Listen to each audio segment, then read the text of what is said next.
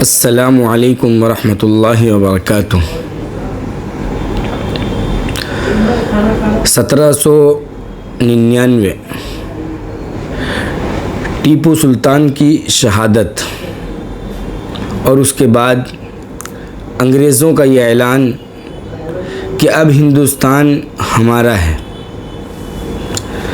1803 میں شاہ عبد العزیز محدث دہلوی نے یہ اعلان کیا کہ اب ہندوستان غلام ہو چکا ہے، اس کی آزادی کے لیے ہر مسلمان کے ذمے جہاد کرنا فرض ہے۔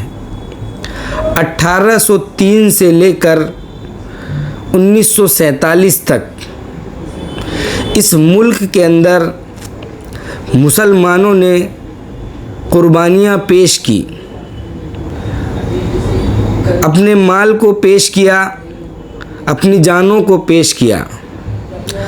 1803 میں جہاد آزادی کا اعلان ہونے کے بعد 1831 میں پہلی جنگ آزادی لڑی گئی اور اس کے بعد یہ سلسلہ چلتا رہا یہاں تک کہ 1947 میں ہندوستان آزاد ہو گیا۔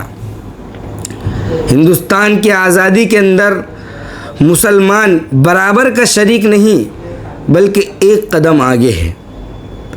جب ہندوستان آزاد ہوا تو ہندوستان کے لیے ایک آئین کی ضرورت پیش آئی، قانون کی ضرورت پیش آئی۔ اس موقع پر ڈاکٹر بھیم راؤ امبیڈکر صاحب کی صدارت میں ایک کمیٹی بنائی گئی جس نے ہندوستان کے قانون کو مرتب کرنے کی ذمہ داری لی۔ اس کمیٹی کے اندر مولانا ابوالکلام آزاد، مولانا حضرت موہانی اور اس کے علاوہ دیگر علماء کرام اور دیگر مسلم شخصیات بھی شامل تھی۔ جس وقت قانون سازی کا کام ہو رہا تھا اس موقع پر بار بار یہ یاد دہانی کرائی گئی کہ قانون کے اندر مذہبی آزادی کو شامل کیا جائے کہ مسلمان اپنے مذہب کے اوپر عمل کرنے میں آزاد ہو، عیسائی اپنے مذہب کے اوپر عمل کرنے میں آزاد ہو، اور دیگر مذاہب چاہے وہ ہندو ہوں یا کرسچن ہوں یا کسی بھی مذہب سے تعلق رکھنے والے ہوں، وہ اپنے مذہب کے اوپر عمل کرنے میں آزاد ہونے چاہیے۔ اس موقع پر آرٹیکل 25 کے اندر مسلمان اور دیگر اقوام کو یہ آزادی دی گئی کہ آپ کھل کر اپنے مذہب کے اوپر عمل کر سکتے ہیں۔ اپنے مذہب کے اوپر عمل کرنے میں آپ مکمل آزاد ہیں۔ آپ اپنی عبادات کریں، آپ اپنے مذہب کے تشخصات کو باقی رکھیں۔ آرٹیکل 25 ہر مسلمان بلکہ ہر ہندوستانی شہری کو اس بات کی اجازت دیتا ہے کہ وہ اپنے مذہب کے اوپر مکمل عمل کرے۔ اس موقع پر بار بار یہ کہا گیا کہ یکساں سول کوڈ UCC ہندوستان کے اندر یکساں شہری قانون یہ نافذ نہیں کیا جائے گا۔ چنانچہ ڈاکٹر بھیم راؤ امبیڈکر نے اس بات کی یاد دہانی کرائی کہ ہندوستان کے اندر یکساں سول کوڈ کا نفاذ نہیں ہوگا۔ آرٹیکل 44 کے اندر یہ بات لکھی ہوئی ہے کہ ہندوستان کے اندر اگر حکومت یہ ضرورت محسوس کرتی ہے کہ یکساں سول کوڈ کا نفاذ ہو تو اس موقع پر حکومت اس پر غور و فکر کر سکتی ہے، لیکن معلوم ہونا چاہیے کہ آرٹیکل 44 یہ رہنما اصول کا حصہ ہے۔ یہ وہ اصول ہے جس پر عدالت بھی فیصلہ نہیں کر سکتی، بلکہ اس اصول پر حکومت غور و فکر کر سکتی ہے۔ صرف غور و فکر کی حد تک بلکہ ڈاکٹر بھیم راؤ صاحب امبیڈکر نے یہاں تک لکھا ہے، اس کا کچھ اقتباس میں آپ کو بتاتا ہوں۔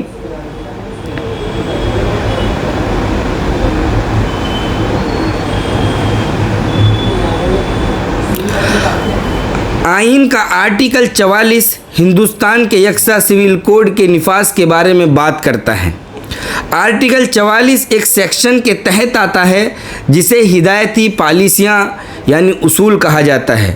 ہدایتی پالیسیاں یعنی اصول سیکشن کے تحت آرٹیکلز کو عدالت نافذ نہیں کر سکتی، لیکن حکومت کو قانون بنانے میں ان پر غور و فکر کرنا ہے۔ آگے لکھتے ہیں، یکساں سول کوڈ کے علاوہ آئین کی ہدایتی پالیسیاں بھی درج ذیل سفارش کرتی ہیں، یہاں تک کہ لا کمیشن کے چیئرمین اور سپریم کورٹ کے سابق جج جسٹس بلبیر سنگھ چوہان نے کہا کہ یکساں سول کوڈ ممکن نہیں ہے، یہ ایک آپشن بھی نہیں ہے، کیونکہ مسلم پرسنل لاز آرٹیکل 25 کے تحت آئین کا حصہ ہے اور ان کو کبھی بھی ختم نہیں کیا جا سکتا۔ یہ ایک غلط فہمی ہے، یہاں تک کہ اگر کوئی ایسا قانون لے کر آتا ہے جو آئین کے خلاف ورزی کرتا ہے اسے ختم کر دیا جائے گا۔ جسٹس بلبیر سنگھ نے یہ بات لکھی ہے کہ یکساں سول کوڈ کو نافذ کرنا یہ ایک غلط فہمی ہے۔ یہاں پر ہم آپ کو بتا دیں کہ یکساں سول کوڈ کے اندر شریعت کے بہت سارے معاملے داخل ہوتے ہیں۔ نکاح کا معاملہ ہے، یہ یکساں سول کوڈ کے اندر آ جاتا ہے۔ اسی طریقے سے طلاق کا معاملہ ہے، یہ یکساں سول کوڈ میں آ جاتا ہے۔ اسی طریقے سے وراثت کا معاملہ ہے، یہ یکساں سول کوڈ کے اندر آتا ہے۔ اسی طریقے سے ہبہ کا معاملہ ہے، کسی کو گفٹ دینا ہے، یہ یکساں سول کوڈ کے اندر آتا ہے۔ اسی طریقے سے کسی کو لے پالک متبنہ یعنی کسی کو گود لینا ہے، یہ یکساں سول کوڈ کے اندر آتا ہے۔ اس طریقے کے بہت سارے کام ہیں جو ہماری شریعت سے تعلق رکھتے ہیں، جن کے اندر عبادت کا پہلو ہے، جو ذاتی معاملات ہیں، لیکن جب یکساں سول کوڈ کی بات ہوتی ہے تو ان قوانین کے اندر رد و بدل کی بات کہی جاتی ہے، حالانکہ یہ شریعت کا حصہ ہے، یہ اسلام کا حصہ ہے۔ ایک مسلمان ان چیزوں سے پیچھے نہیں ہٹ سکتا، اس لیے یکساں سول کوڈ کے نفاذ کی بات یہ سمجھ میں آتی ہے یا تو یہ ایک سیاسی پروپیگنڈا ہے کہ لوگوں کے سامنے یکساں سول کوڈ کی بات کی جائے اور اپنی ووٹ بینکنگ تیار کی جائے۔ ایک پہلو اس میں یہ ہو سکتا ہے، اور دوسرا پہلو یہ ہو سکتا ہے کہ حکومت اس بات کے لیے تیار ہو کہ پورے ہندوستان کے اندر یکساں سول کوڈ کا نفاذ کیا جائے۔ تو مسلمانوں کو معلوم ہونا چاہیے کہ وہ معاملات جن کا تعلق شریعت سے ہے ان کو بدلنا، ان کے اندر تبدیلی کرنا ایک مسلمان کے لیے یہ بہت مشکل بلکہ ناممکن کام ہے۔ مسلمان اس کو برداشت نہیں کر سکتا۔ یکساں سول کوڈ بہت ہی اسلامی مخالف معلوم ہوتا ہے، بلکہ دیکھا جائے تو یکساں سول کوڈ یعنی آرٹیکل 44 جو ہم کو اس بات کی اجازت دیتا ہے کہ ہندوستان کے اندر یکساں سول کوڈ کا نفاذ ہو۔ ڈاکٹر بھیم راؤ صاحب امبیڈکر نے یہ بات لکھی ہے کہ اگر کبھی اس طرح کی ضرورت پیش آتی ہے تو حکومت یہ صرف انہی لوگوں پر نافذ کرے جو اس کے لیے تیار ہوں، جو اس کے لیے راضی ہوں۔ جو تیار نہیں، جو راضی نہیں، ان پر زبردستی یہ نہیں تھوپا جا سکتا۔ اور ہم یہ بتانا ضروری سمجھتے ہیں کہ نکاح ہے، طلاق ہے، ہبہ ہے، وراثت ہے، یہ تمام کے تمام معاملات صرف معاملات کی حد تک نہیں ہے، بلکہ اس میں عبادت کا پہلو بھی ہے۔ اس لیے یہ کہہ کر کہ یہ بھی معاملات ہیں اور اس کو یکساں سول کوڈ UCC کے تحت لایا جائے گا، یہ مناسب معلوم نہیں ہوتا، جبکہ ہندوستان کے اندر پہلے سے ہی ایک کرمنل لا موجود ہے۔ ہندوستان کے اندر کرمنل لا کوئی آدمی اگر جرم کرتا ہے, کسی آدمی سے غلطی ہوتی ہے, اس کو عدالت میں پیش کیا جاتا ہے, تو ہندو ہو, مسلمان ہو, سکھ ہو, عیسائی ہو, سب کے لیے ایک ہی قانون ہے, اور اسی قانون کے تحت ہندوستان کے اندر فیصلہ ہوتا ہے. جب پہلے سے ہندوستان کے اندر ایک قانون موجود ہے اور اس قانون کے تحت ہندوستان کے اندر ہر شخص کے لیے برابری کا فیصلہ ہوتا ہے, تو یہ کہنا کہ ایک ملک اور دو قانون یہ مناسب معلوم نہیں ہوتا.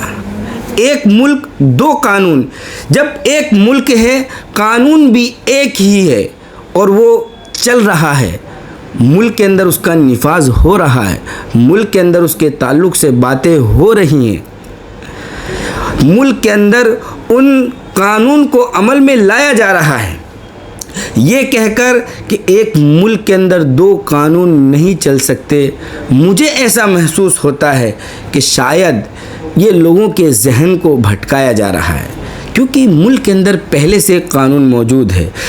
یہی قانون جو ملک کے اندر موجود ہے, اس قانون کے اندر آرٹیکل 25 یہ ہم کو اس بات کی اجازت دیتا ہے کہ ہم مذہبی آزادی رکھتے ہیں اور عدالت اس چیز کو نافذ کر سکتی ہے, جبکہ آرٹیکل 44 یہ رہنما اصول میں سے ہیں جس پہ غور و خوض کیا جا سکتا ہے, غور و خوض کرنا ضروری نہیں ہے. اور ہندوستان کے اندر صرف آرٹیکل 44 ہی نہیں بلکہ اس کے علاوہ اور بہت سارے آرٹیکل ہیں جن کے اوپر غور و فکر کرنے کی ضرورت ہے. ہندوستان کے اندر روزگار کا معاملہ ہے, حکومت کو چاہیے کہ وہ روزگار کے اوپر غور و فکر کرے. اسی طریقے سے ہندوستان کے اندر رہنما اصول کے اندر شراب بندی کا معاملہ لکھا ہوا ہے, تو حکومت کو چاہیے کہ وہ شراب بندی کے معاملے کے اوپر غور و فکر کرے. اور بھی بہت سارے معاملات ایسے ہیں کہ جن کے اوپر غور و فکر کرنے سے ہندوستان, یہ ملک انڈیا ترقی کر سکتا ہے. ایسے قانون جس سے کسی خاص مذہب والوں کو ٹھیس پہنچے, کسی خاص مذہب والوں کو نقصان ہو, یا کسی خاص مذہب کے مخالف اس کو بتانا, یہ حکومت کی پالیسی نہیں ہونی چاہیے. کیونکہ جس وقت یہ ملک آزاد ہوا اس وقت اس ملک کے لیے جو قانون بنا, اس قانون کے اندر جو افراد شامل تھے انہوں نے بار بار یہ بات کہی کہ ہندوستان کے آئین کا کوئی مذہب نہیں ہوگا, ہر شخص کو اپنے مذہب کے اوپر عمل کرنے کی مکمل آزادی ہوگی. اس لیے ہمارے جو بھائی بہن ہیں, دوست احباب ہیں, ان سے ہم یہ گزارش کرتے ہیں کہ جو شرعی معاملات ہیں وہ ان معاملات کے اوپر مکمل عمل کرنے کی کوشش کریں.